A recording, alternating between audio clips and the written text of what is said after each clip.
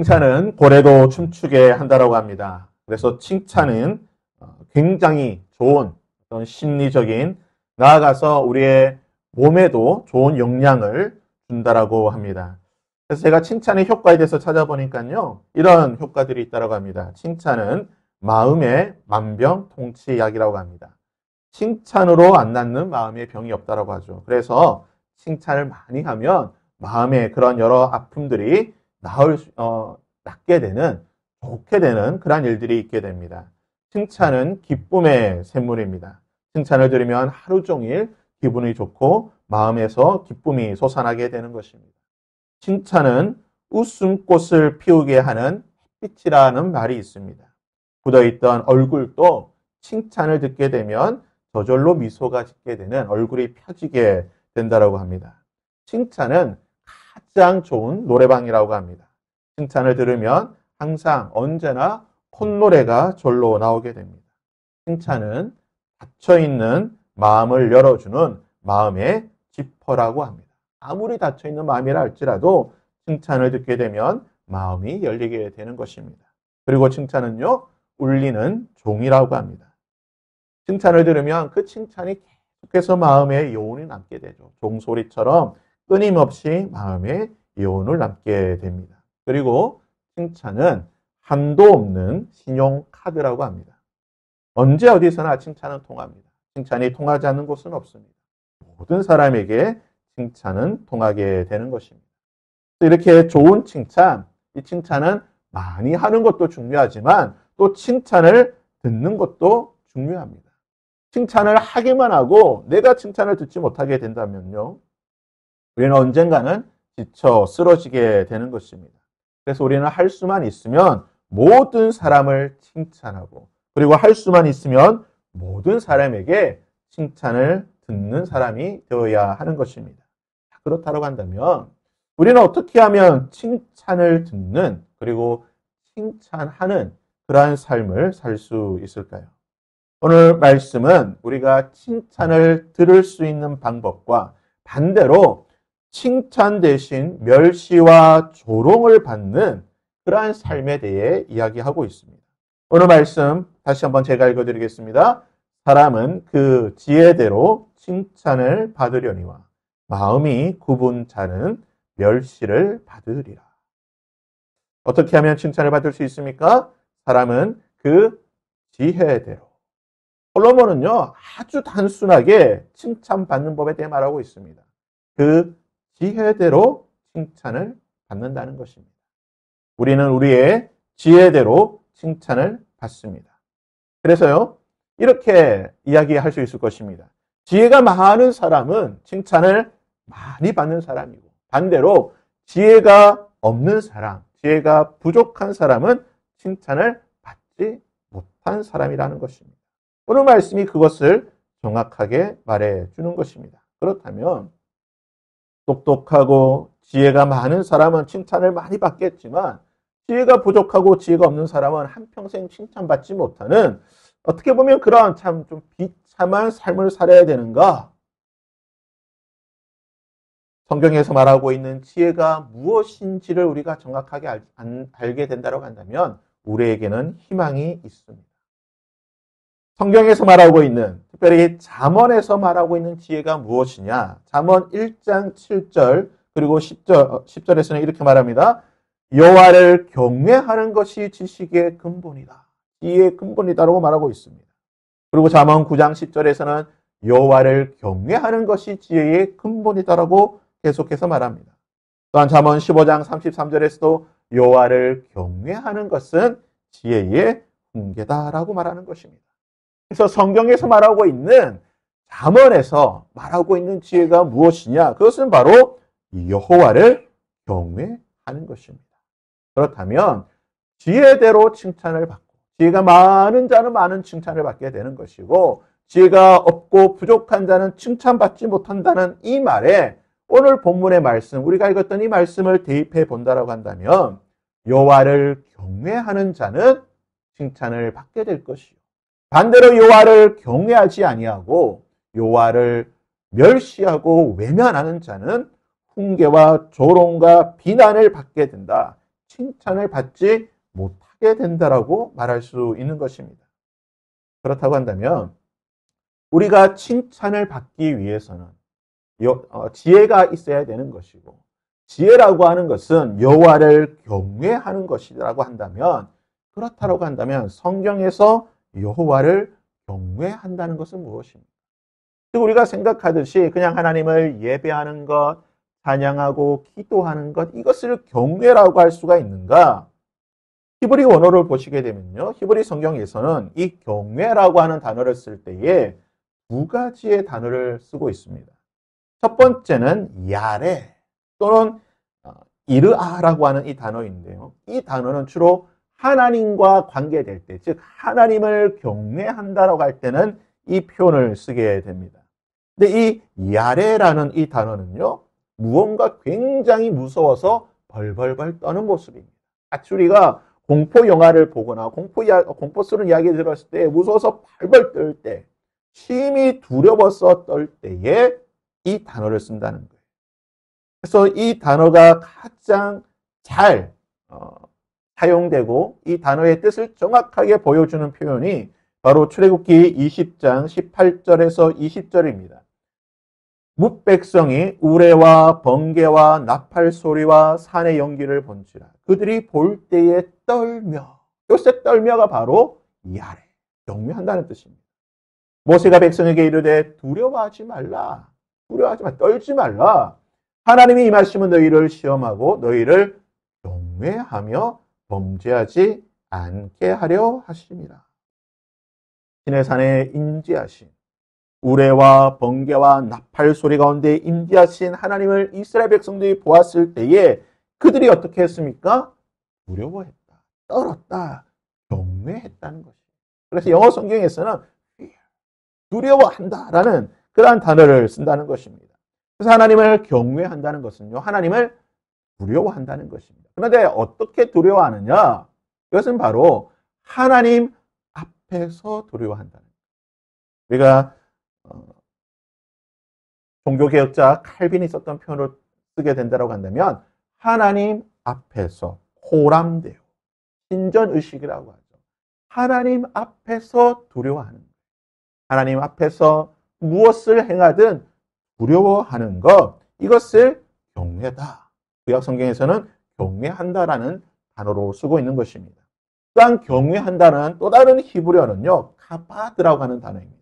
이 카바드라고 하는 단어는 주로 이제 사람과 관련될 때, 우리가 하나님만 경외하고 두려워하는 게 아니잖아요. 우리가 누군가 어떤 특정인, 특정 대상, 사람을 두려워할 때도 있는데, 그때도 이제 경외한다, 두려워한다라는 단어를 쓰게 되는데, 히브리어에서는 이 카바드라고 하는 단어를 쓰게 됩니다. 사람과의 관계 속에서 특별히 나보다 연장자, 나보다 연배가 많은 사람들, 부모님이라든지 또는 나보다 연배가 많은 권위자들에게 이 단어를 쓰게 된다는 것입니다. 출애굽기 20장 12절에 보면 십계명을 말씀하실 때에 내 부모를 공경하라. 여기서 이제 공경이라고 하는 단어가 카바드, 다른 말로 경외하다라는 뜻입니다. 그러니까 내 부모를, 나의 부모나 연장자에 대해서 경외, 두려워함으로 공경해라. 근데 이 카바드라는 단어의 좀 더 정확한 그 의미는 바로 어떤 뜻이냐? 상대방을 공경하는데 어떻게 공경하냐? 상대방의 그 존재에 대해서, 그 존재 가치에 대해서 중요하게 생각한다는 겁니다. 귀하게 여긴다는 거예요. 그래서 내가 상대방을 공경한다, 상대방을 경외한다는 말은 상대방이 나보다 더 중요한 사람이고 나보다 더 소중한 사람이고 이 사람의 존재가 너무나 나에게서 중요한 존재라고 하는 고백인 것입니다. 그래서 우리가 경외라고 하는 이 히브리 단어를 살펴보면요, 이렇게 정리할 수가 있을 것입니다. 칭찬을 듣기 위해서는 우리가 지혜로운 자가 되어야 되는데, 성경에서 말하는 이 지혜라고 한다는 것은 하나님을 경외하는 것이고, 즉 하나님을 경외하는 자들, 하나님을 두려워하며 신전의식, 코람데오의 마음으로 살아가는 자들이 하나님을 두려워하고 지혜로운 자들이며, 한 걸음 더 나아가 그 하나님을 두려워하는 마음으로 나의 연장자들, 나의 권위자들, 그리고 우리의 모든 사람들을 공경하며 존중히 여기는 자들이 지혜로운 자들이다. 그런 자들이 칭찬을 받게 될 것이라고 말합니다. 그렇다면 성경에서 구체적으로 하나님을 경외하며 하나님을 두려워하며 또한 사람들을 공경하며 살았던 자들, 그러한 자들이 어떠한 삶을 살았고 어떠한 칭찬을 하나님과 사람으로부터 듣게 되었는지 살펴보도록 하겠습니다. 구약에 많은 인물들이 있겠지만 가장 먼저 볼 수 있는 인물은 바로 요셉입니다. 요셉에 대해서 성경은 이렇게 말하고 있습니다. 요셉은 그 용모가 빼어나고 아름다웠다라고 말하고 있습니다. 우리 성경에도 용모가 빼어나고 아름답다. 똑같은 표현인데 이제 두 번 반복해서 다른 표현을 쓰고 있는데요. 히브리 언어로 보게 되면 야페라고 하는 단어입니다. 이 아름답다, 야페라고 하는 단어인데 이 야페라고 하는 단어를 두 번 쓰고 있어요. 그러니까 요셉은 야페하고 야페하다. 그러니까 아름답고 정말 아름다웠다는 뜻이에요. 그래서 성경에서 두 번이나 똑같은 단어를 한 사람에게 쓸 정도니까 요셉이 외모가 얼마나 탁월한지 아름다운지 짐작할 수 있습니다. 이 요셉이 어떤 삶을 살았습니까? 형제들에게 팔려서 애굽으로 팔려가게 됩니다.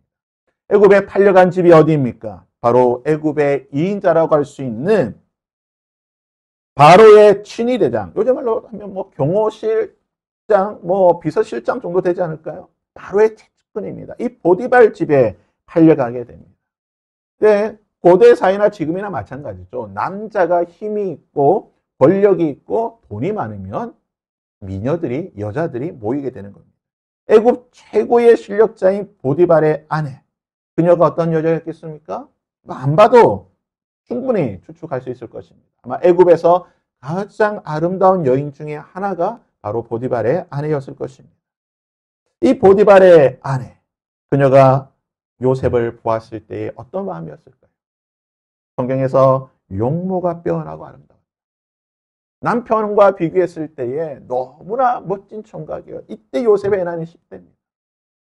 요셉의 그 외모를 보았을 때 청년의 피부도 뽀얗고요. 요셉이 아버지와 함께 있을 때에 그가 뭐 들판에 나가서 양을 쳤습니까? 항상 아버지와 함께 장막 안에 있었으니까 그가 얼마나 피부가 또 뽀얗고 좋았겠습니까? 아버지가 모든 좋은 것을 주었는데요. 요셉의 외모가 얼마나 아름다웠겠습니까? 얼마나 좋았겠습니까? 그러니까 보디발의 아내가 보기에는 자신의 남편과 애국 사람과는 너무나 다른 이 이국적인 외모에 그냥 마음이 간 겁니다. 여느 날처럼 그날 또 집에 남편이 없습니다. 보디발의 아내가 요셉을 유혹합니다. 그 후에 그의 주인의 아내가 요셉에게 눈짓하다가 동침하기를 청하니. 생각해 보시길 바랍니다. 노예로 팔려왔습니다. 그리고 집에는 아무도 없습니다. 애굽에서 손에 꼽히는 미녀가 지금 자신을 유혹하고 있습니다. 더군다나 요셉은 청년입니다. 젊은 나이입니다. 얼마나 유혹이 되겠습니까? 그런데 이 유혹에 대해 요셉이 무엇이라고 말하고 있습니까? 그런즉 내가 어찌 이 큰 악을 행하여 하나님께 죄를 지으리까? 코람되어져. 내가 하나님 앞에 살아가는 자로서 내가 신전의식, 내가 항상 하나님과 함께 하나님 앞에 살아가는 자로서 내가 어떻게 이러한 죄를 짓겠습니까? 그런데요, 보디발의 아내의 유혹이 한 번에 그치지 않습니다. 계속해서 유혹을 하는 것입니다.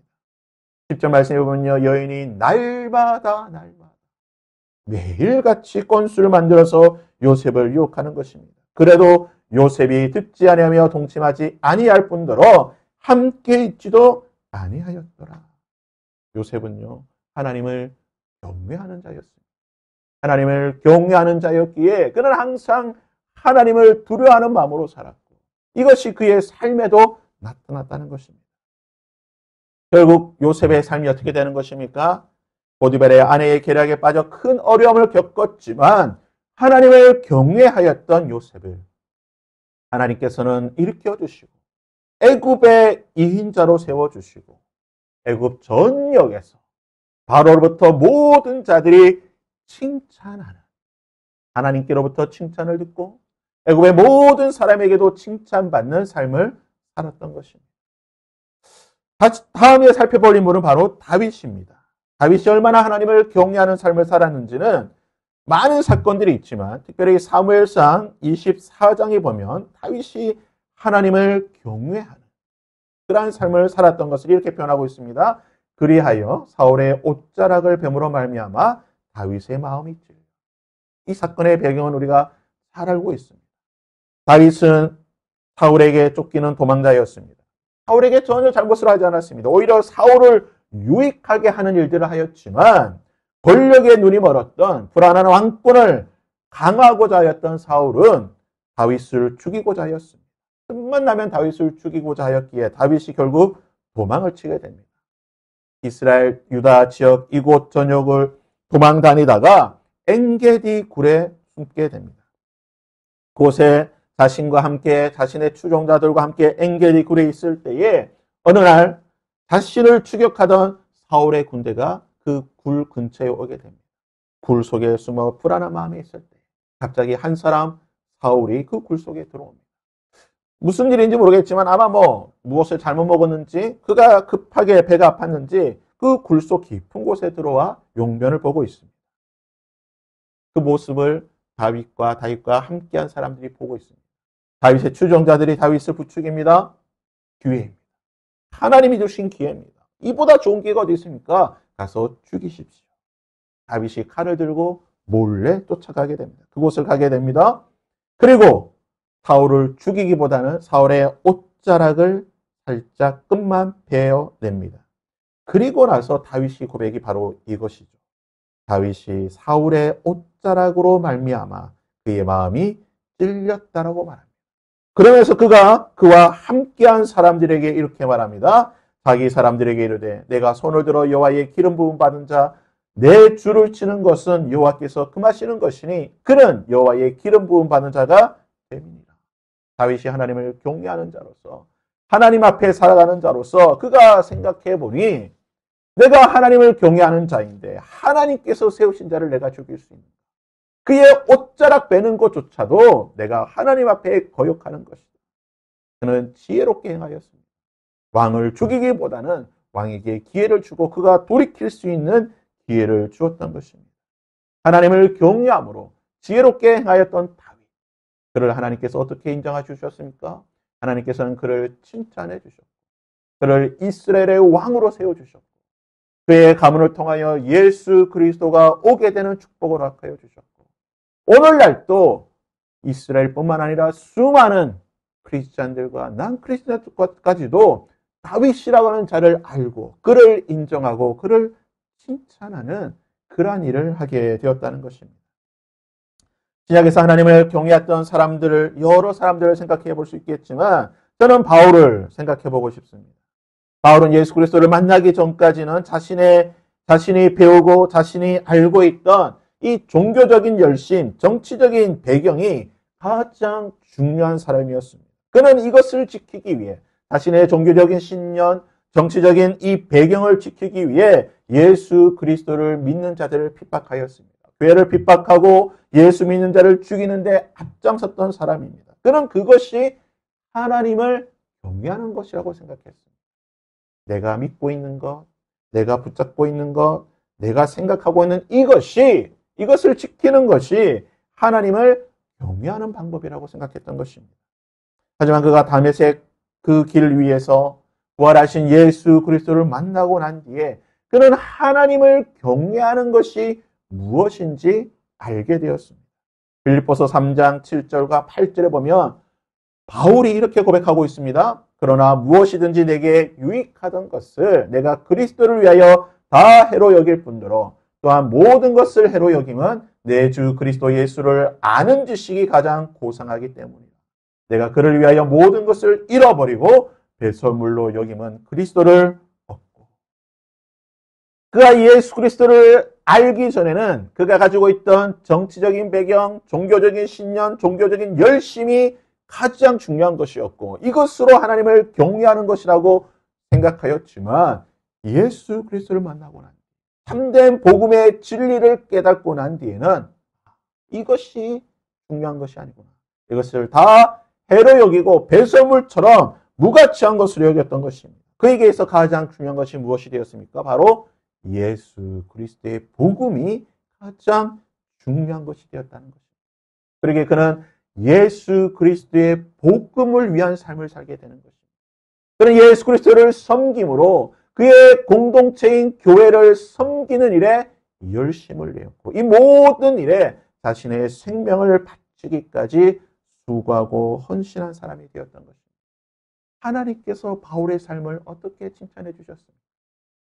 그가 살아생전에 그는 교회들에게 인정을 받기도 하였고 때로는 비난과 조롱을 받았습니다. 그러나 오늘날 하나님의 교회가 온 땅 가운데 이렇게 왕성하게 되는데 바울의 이 헌신과 이 충성과 그리고 하나님을 경외하는 이 열심이 오늘날 이 모든 열방의 교회들을 세우는 기초가 되었다는 것입니다. 그리고 여전히 수많은 사람들이 이 바울의 사역과 헌신에 대해 인정하며 칭찬을 하고 있는 것입니다. 마지막으로 하나님을 경외하는 그리고 사람들을 공경하였던 한 무리가 있습니다. 그래서 바로 초대교회 성도들입니다. 초대교회는요, 여러 가지 특징이 있고 여러 가지 모습들이 있었지만 성경은 특별하게 사도행전 2장 44절과 45절에 초대교회의 특징에 대해서 이렇게 말하고 있습니다. 믿는 사람들이 다 함께 있어 모든 물건을 서로 통용하고 또 재산과 소유를 팔아 각 사람의 필요를 따라 나누어 주었다라고 말하고 있습니다. 초대교회를 특징할 때 가장 우리가 중요하게 생각하는 특징이 무엇입니까? 공동체를 이루며 살아가는데 모든 물건을 서로 통용하되 각자의 소유와 재산을 팔아서 함께 그것을 나누면서 살았다는 것입니다. 물질을 포기한다는 거죠. 여러분, 물질을 포기하는 것 가장 힘든 일 가운데 하나입니다. 율법을 그 누구보다도 지키며 살았다라고 자신하였던 젊은 부자가 예수님께 나와서 내가 율법 가운데 무엇을 지켜야 되겠습니까? 내가 어떻게 하나님의 나라에 들어갈 수 있겠습니까? 라고 말했을 때에 예수님께서 하신 말씀이 무엇입니까? 내가 율법은 다 지켰고 너의 재산을 처분하고 너의 재산을 팔아서 가난한 자들에게 나누어주고 나를 쫓으라고 말했을 때에 그는 그것을 지키지 못했습니다. 나는 율법은 다 지켰지만 나의 재물만은 나눌 수가 없다라고 고백했던 것입니다. 여러분, 자신의 소유, 자신의 재물을 포기하는 것 결코 쉬운 것이 아닙니다. 그러기에 하나님 예수님께서는요, 만몬, 즉 재물과 하나님을 겸하여 섬길 수 없다라고 말하였습니다. 초대교회 성도들 역시 마찬가지죠. 이들에게도 물질은 중요한 것이었습니다. 하지만 이들에게 물질보다 더 중요한 것이 있었습니다. 그것이 무엇입니까? 바로 하나님을 경외하며 하나님을 경외하는 자들과 함께 그들의 믿음을 함께 나누며 살아가는 것이 더 중요하다는 것입니다. 그러기에 그들은 그들이 가지고 있던 물질을 포기할 수 있는 그러한 믿음의 자리에까지 나아갈 수 있었다는 것입니다. 여러분들에게 여러분의 재산을 포기해라. 이단이나 사이비처럼 모든 재산 포기하고 다 그것을 바치라고 말하는 것이 아닙니다. 내가 가장 중요하게 여기는 가치가 무엇인가? 바울은 자신이 가장 중요하게 여겼던 그 가치를 내려놓고 예수 그리스도와 그의 복음을 위하여 그의 공동체를 위하여 그의 삶을 헌신하였던 것입니다. 초대교회 성도들 역시 그 당시에 가장 중요하게 여기고 있던 그들의 재산, 그들의 소유, 그들의 물질을 내려놓고 하나님을 경외하며 그의 공동체들과 함께 믿음의 삶을 사는 것을 가장 중요한 가치로 여겼다는 것입니다. 그것이 곧 하나님을 경외하는 것이었고 그들이 그러한 삶을 살았을 때에 성경이 이렇게 말합니다. 그들이 하나님을 찬미하며 또 온 백성에게 칭송을 들으니 칭찬을 들었다라고 말하고 있는 것입니다. 오늘날 한국 교회가 사회에 많은 비판과 손가락질과 조롱과 숙지를 받고 있습니다. 그 이유가 무엇입니까? 저는 하나밖에 없다고 생각합니다. 하나님을 경외하지 않기 때문입니다. 다른 말로 하면요, 우리가 예수쟁이답게 살지 못했기 때문입니다. 예수쟁이는 예수님을 닮는 삶을 살아야 되는 것이고 하나님을 경외하는 삶을 살아야 되는 것이고 항상 하나님 앞에 살아간다는 마음으로 두렵고 떨림으로 살아가는 자가 되어야 하는 것인데 오늘날 한국교회는 하나님을 경외하는 삶이 아니라는 것입니다.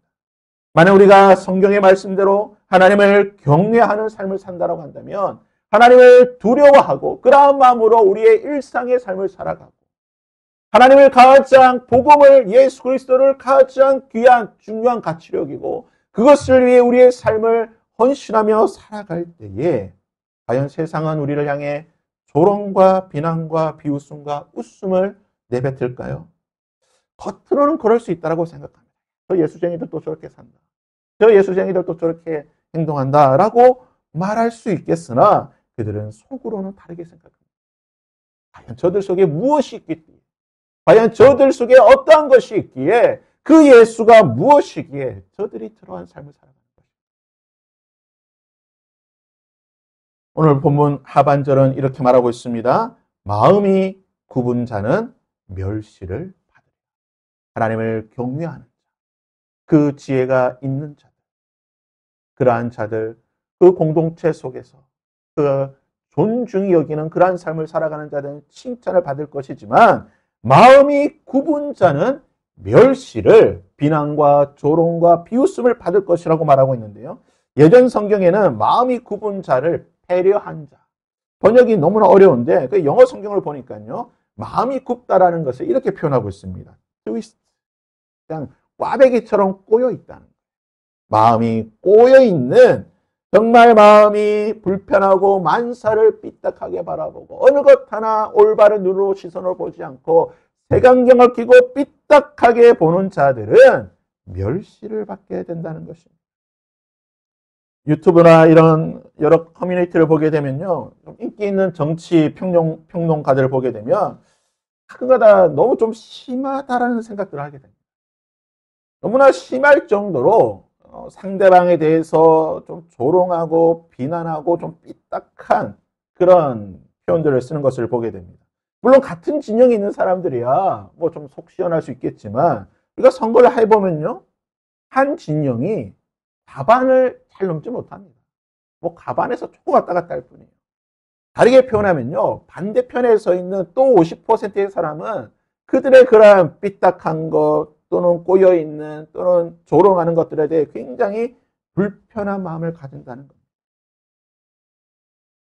그러기에 우리는 할 수만 있으면 긍정적인 그리고 좋게 바르게 생각하는 그러한 삶을 살 수 있도록 그러한 생각들을 할 수 있도록 우리는 훈련하고 노력해야 된다는 거예요. 삐딱하게 보는 건 너무나 쉽습니다.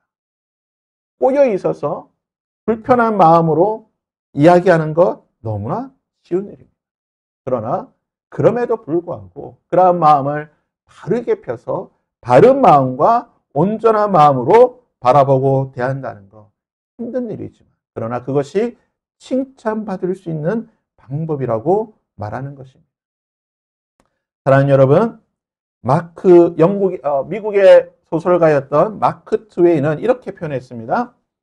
달콤한 칭찬 한마디가 두 달을 행복하게 만든다. 사람의 칭찬 한마디가 한두 달을 참 행복하게 만든다고 하는데 하지만 때로는 사람의 칭찬은 공허한 울림이 될 수도 있고 허망할 수도 있고 상황에 따라서는 사라지기도 합니다. 하지만 만왕의 왕 되신 예수 그리스도 우리 하나님께서 우리를 칭찬하는 삶을 산다고 합니다. 하나님께서 우리의 믿음에 대해 칭찬하시고 나의 그런 삶의 모습들에 대해서 칭찬해 주신다고 한다면 우리는 영원히 풍요로운 행복한 그러한 삶을 살게 될 것입니다. 오늘 말씀을 통해 우리는 하나님을 경외하는 것이 칭찬받는 삶의 핵심이라는 것을 알게 되었습니다. 그렇다고 한다면 우리는 어떠한 지혜로운 삶을 살아야 되겠습니까? 우리의 직장에서, 우리의 삶의 터전에서, 우리의 가정에서, 우리가 가는 모든 곳에서 요셉처럼 그러한 사적인 유혹 앞에서도 내가 어찌 하나님 앞에 죄를 짓겠습니까? 라고 하는 그러한 호람대오의 마음으로 성실하게 살아야 될 것입니다. 그것은 다만 성적인 문제뿐만 아닌 것이죠. 우리의 모든 삶의 영역에서 우리는 성실하게 다른 사람이 보지 않는 곳에서도 하나님은 보고 계시다라고 하는 그 코람된 마음으로 살아갈 때, 그것이 하나님을 경외하는 것이고, 그러한 삶을 하나님께서 인정해 주시는 것이고, 그러한 삶을 살아갈 때에 우리는 우리 공동체 속에서 인정을 받게 된다는 것입니다. 우리는 또한 관계 속에서 다윗처럼 우리의 마음을 불편하고 때로는 우리의 원수처럼 보인다 할지라도 하나님께서 세우신 권위 앞에서 겸손히 무릎 꿇고 감정에 휩쓸리는 것이 아니라 먼저 하나님의 뜻과 마음을 구하는 지혜가 있어야 될 것입니다. 그것이 하나님을 경외하는 것입니다. 우리의 감정에 휩쓸려서 우리의 관계를 풀어나가는 것이 아니라 하나님의 말씀 앞에서, 하나님의 그 권위 앞에서 우리는 겸손하게 하나님의 말씀을 살펴보며 우리의 그 관계를 풀어나갈 때에 그것이 하나님을 경외하는 것이고 하나님께서 인정하시는 우리의 믿음의 삶이 될 것입니다. 우리는 물질의 영역에서도 마찬가지입니다. 초대교회 성도들처럼 물질을 움켜쥐고 잡기보다는 하나님의 영광을 위해 그것을 흘러보내고 나누는 삶을 살아갈 때 물질보다 하나님의 공동체가, 하나님의 말씀이, 복음이, 그리고 우리에 속해 있는 그 공동체가 함께 평안을 누리는 것이 더 중요한 가치라고 여길 때에 그러한 우리의 믿음을 하나님께서 칭찬하실 것이고 이 세상이 우리의 믿음을 칭송하게 된다는 것입니다. 그러나 성도 여러분, 겉으로 드러나는 세상의 비난에 우리는 흔들릴 필요가 없습니다. 우리는 하나님을 경외하는 지식으로, 지혜로 우리의 삶을 살아가면 되는 것입니다. 바라기는 이번 한 주 하나님을 경외하는 이 지혜가 우리 가운데 있기를 바랍니다. 하나님을 두려워하고 또한 우리의 모든 관계 속에서 하나님을 두려워하는 마음으로 살아가며 또한 우리가 가장 중요하게 여기는 그 가치가 과연 하나님의 그 가치에 합당한 것인지를 살펴보며 지혜롭게 행할 때에 하나님께서 우리를 바라보시며 인정해 주시는, 마치 우리가 그 영상을 바라볼 때 좋아요를 누르듯이 이번 한 주 우리의 삶이, 우리의 믿음이 하나님께서 좋아요를 눌러주시는 그러한 믿음, 그러한 삶이 될 수 있기를 주님의 이름으로 부탁드립니다.